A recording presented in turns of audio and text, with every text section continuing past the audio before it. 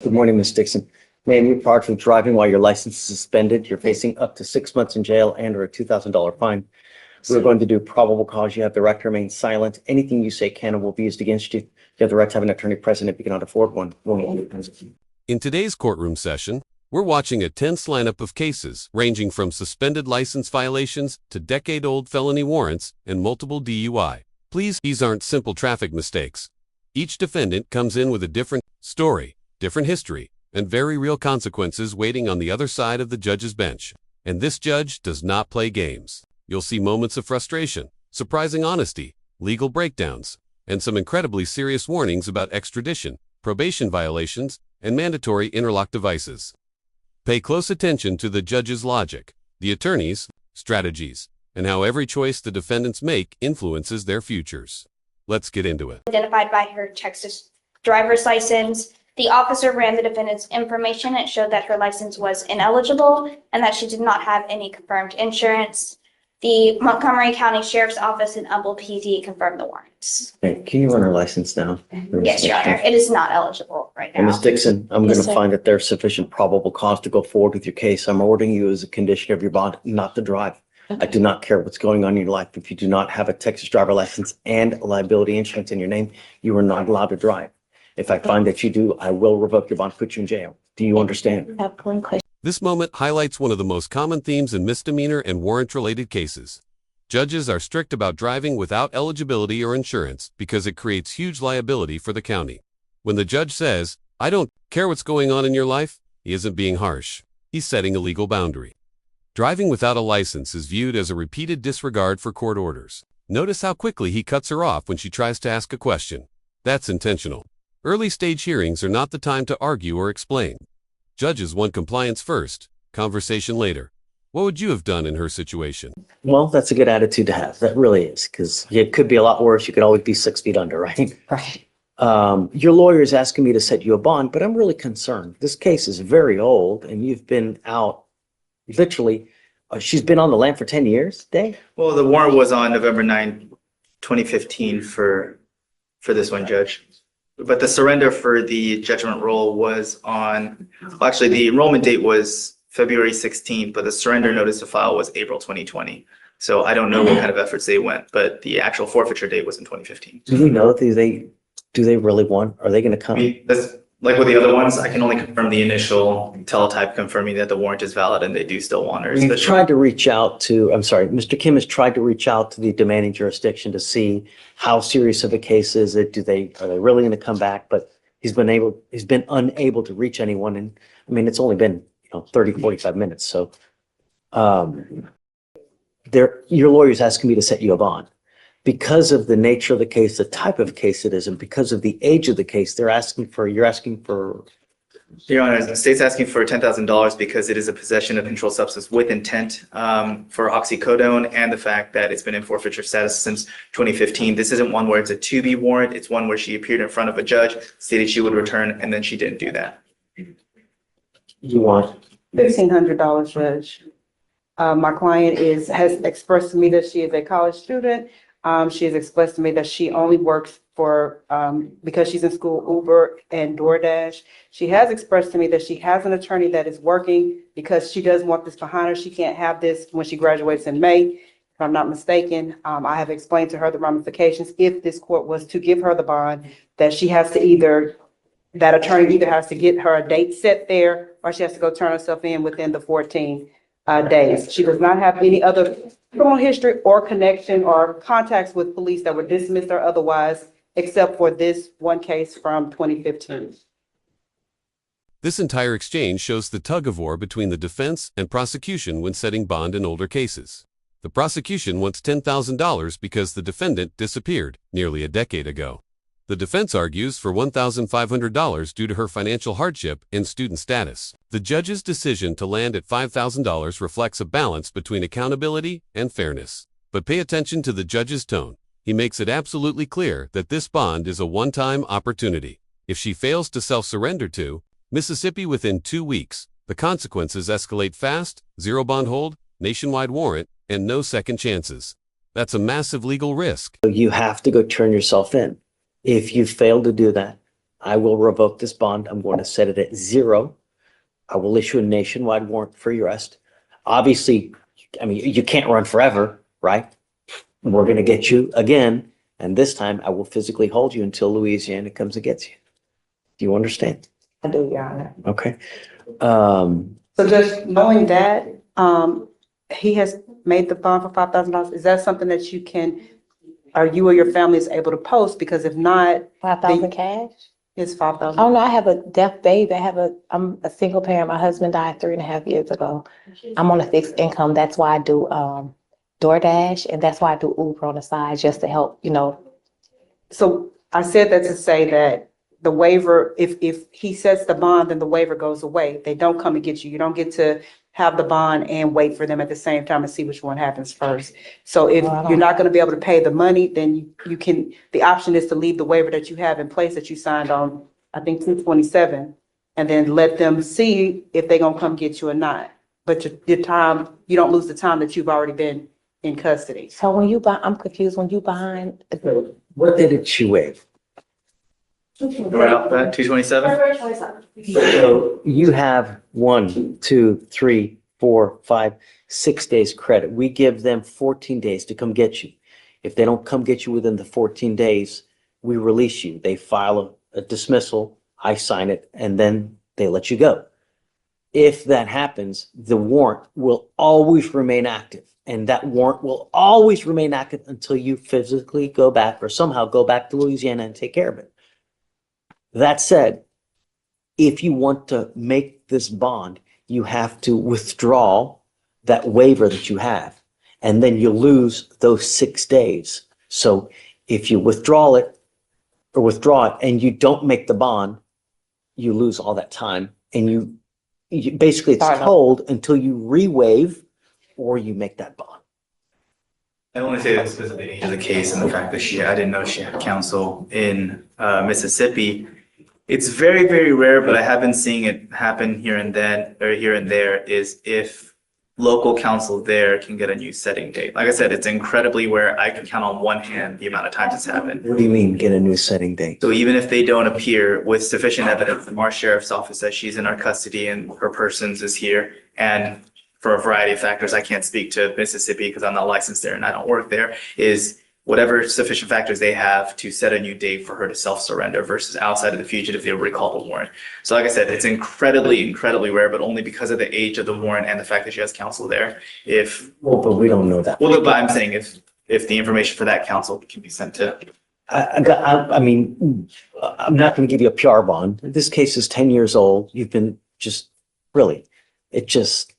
I need you to understand that we mean business. I'm not here to play games. And so that's why we have to set it sufficiently high so that you realize that you have to have skin in the game so that we know that you're going to go back. I'll let you guys talk about it. I don't want you to make a decision here in front of everybody. So you guys talk about it. I'm not stuck on the 5,000. I go back down a little bit, but it's not going to be much, but I'll stand down. Thank you, Judge. so hopefully, Yeah. so Yes, sir. I'll let you guys go talk. Okay, I sir. don't want you to say something here that you might invariably regret because it's in front of everyone, Okay, please. Thank you, Judge. Thank you, I'll Judge. go down some, but a reasonable amount. All right. Mr. Lumumba, you are charged with 2 counts of driving while intoxicated. You've worked out an agreement. They're going to dismiss one in exchange for your plea on the other one. Pleading on 089. This one is, they're all both 08.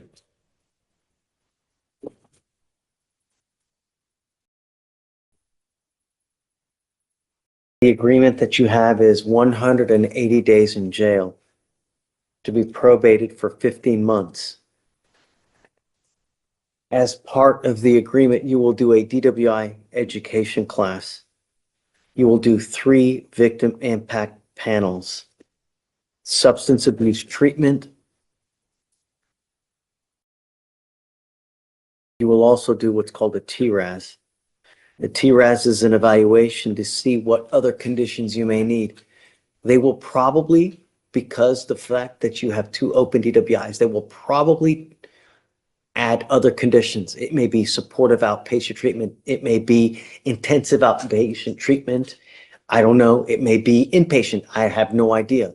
You must fulfill whatever other conditions they assess on you. No drugs, no alcohol, a guardian interlock,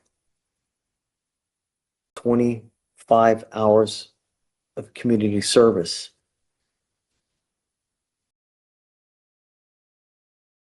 Is this how you understand the agreement? Yes, sir. You need to understand that one of these will go on your record. The other one is going to be dismissed. But because of the fact that you have at least one of these going on your record, officers will always see this forever. It doesn't matter where you are, whether you're here, whether you're in Maryland, whether you're Alaska. And if you get pulled over, an officer, first thing they do is they run your license. They're going to see DWI, DWI. If they come up to your car and they smell alcohol on you, what do you think they're going to do? Pull me out Not just pull you out. and breathalyze. And what? Arrest me. Probably. I don't know for sure.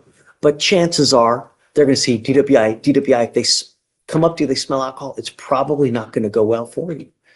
So if I were you, even if you have sip of alcohol, don't get into a car because you're playing Russian roulette with your life. Do you understand? Yes, Judge. You're giving up the right to a trial, right to compel witnesses to testify on your behalf, confront and cross-examine your accusers. If you're not a citizen, there are possible immigration consequences. You can be deported, excluded from the country, denied naturalization under federal law. You give up the right to appeal. So once you accept this agreement, you are done with this forever. You can never change this. Do you understand? This section is a perfect example of a judge trying to prevent repeat behavior. With DUIs, courts focus heavily on public safety. The judge explains how a single DWI on someone's record permanently changes how law enforcement interacts with them.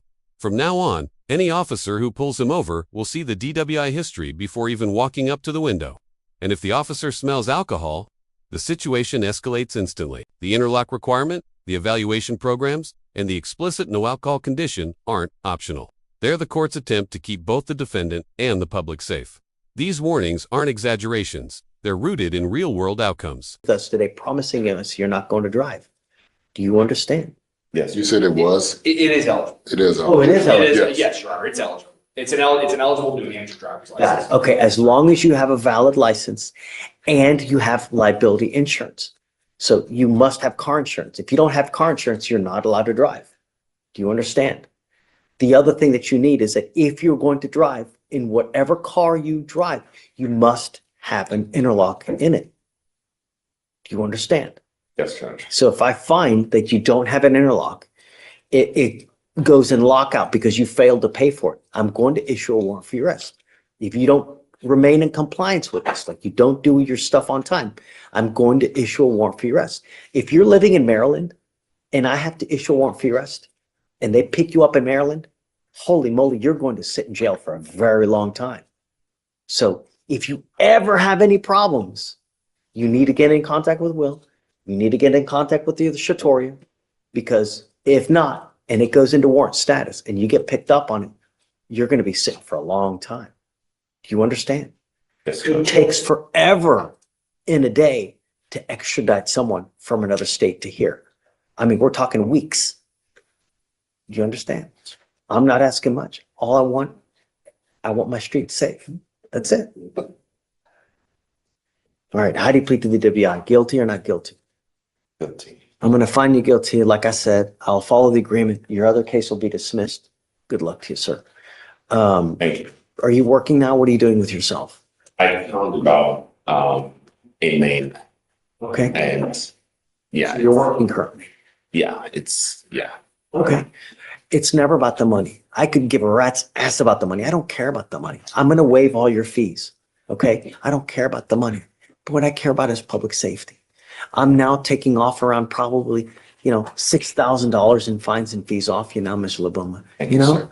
But if you pick up another DWI, if I see you pick up another DWI, from now on, you're facing not only a minimum of 30 days in jail, but a second DWI, it's a $6,000 surcharge. Get a clue. It's not hard. Good luck. Thank you. Thank you. We are done. You are Miss Smith, Yes, sir. and you're charged with possession of marijuana. You're facing up to 6 months in jail and or a $2,000 fine. We're going to do probable cause. You have the right to remain silent. Anything you say can and will be used against you. You have the right to have an attorney present if you cannot afford one. One will be appointed to you, ma'am. Okay. On February 1st, 2025, officers initiated a traffic stop on a blue Nissan Altima with an obscured license plate at the 13,000 block of Kirkendall Road in Harris County, Texas. The officer made contact with the driver and observed an odor of marijuana coming from the vehicle. The officer identified the driver and ran the ID and found that the defendant had an outstanding warrant out of Bell County and was taken into custody. The defendant stated that there was probably marijuana in the vehicle, but it was not her vehicle. The officer performed a probable cause search of the vehicle due to the odor of marijuana and found 0.275 ounces of a green leafy substance that the officer recognized from training and experience to be marijuana. It was found in the center console of the vehicle. What was she taken in for, do you know? Her warrant So she out had a of warrant Bell out. County, I can run it and see what the offense is. And then also if you can run her license plate. Yes, Your Honor. She does not have a driver's license. Okay. Ms. Smith, I'm going to find that there's sufficient probable cause to go forward with the case. I'm ordering you now as a condition of your bond not to drive any vehicle whatsoever. You are not allowed to drive unless you have a valid Texas driver license and liability insurance in your name. These are part of your bond conditions. If I find that you violate these conditions, I will revoke your bond, put you in jail. No more PR bonds. Do you understand? Yes, sir. Judge, I'm not seeing any active cases. What I am seeing is that she was on probation out of Bell County for possession of marijuana. So it might be a probation violation. Ms. Smith, do you have the ability to hire a lawyer? No. Okay, I'll have you fill out an application. We'll see whether you qualify for an appointed lawyer. If you do, I'll provide you a lawyer today. Do not pick up any new cases. Above all else, do not drive. I don't care what's going on in your life. You cannot justify getting in a car and driving for any reason. Do you understand? Yes, sir. Okay, Deputy Miranda's going to give you an application. I'll have you fill out, I'll have you sign a receipt with Victoria, and then we'll have you take your signature. Ms. Hill, you were charged with driving while intoxicated. You're facing up to 6 months in jail and or a $2,000 fine. You guys have worked out an agreement where they're offering you 180 days in jail to be probated for 12 months. As part of this agreement, for you to successfully complete this, you must do a DWI education class, 3 victim impact panels. You must also do a TRAS, which is an evaluation to see if you need other conditions. If they assess other conditions, you must fulfill those as well. No drugs, no alcohol, no breath test refusal, meaning if you're pulled over in a car, an officer asks you to submit a breath test, you must do it. If you don't, you're in violation of this probation. No drugs, no alcohol, interguardian interlock. Is this how you understand it? Yes, sir. You give up a lot of rights by entering into this agreement. You give up the right to a trial, right to compel witnesses to testify on behalf, confront and cross-examine your accusers. If you're not a citizen, there are possible immigration consequences. You can be deported, excluded from the country, denied naturalization. You give up the right to appeal. Once you accept this, this is a contract that we're entering into. You either complete it successfully. If you don't, I will issue a warrant for your arrest. You're looking at 180 days in jail. Do you understand? Yes, sir. You must do stuff on time. The other thing you need to understand that this DWI will go on your record. From now on, you're facing a minimum of 30 days in jail for any new cases that you pick up.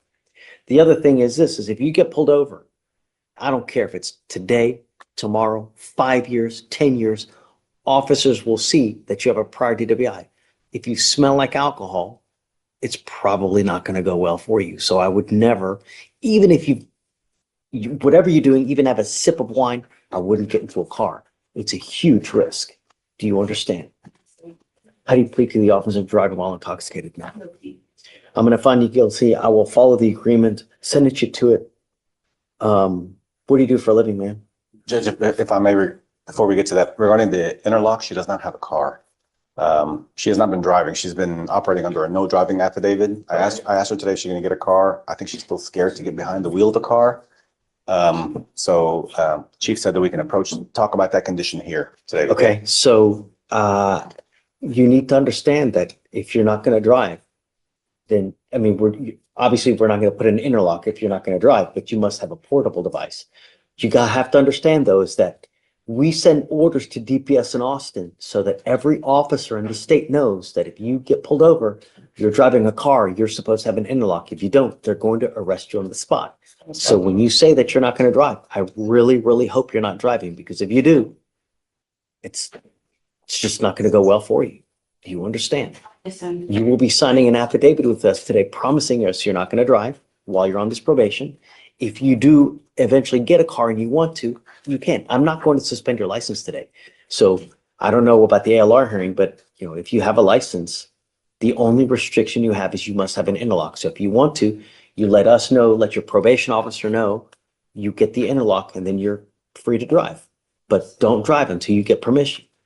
yes, You sir. understand? Thank you, sir. So what do you do for a living? I do citizen work with customer service for health insurance. The reason I'm asking you this, ma'am, is that there is a $3,000 surcharge that is normally tacked on to DWIs. It's huge business in the state. Anytime you pick up a DWI, it costs you a lot of money. We all make mistakes, but if you continue to, well, you endanger other people's lives. It gets so much worse. What I'm trying to tell you is I'm going to waive the $3,000 fee that normally would apply to you. You pick up another DWI though, it's a $6,000 fee.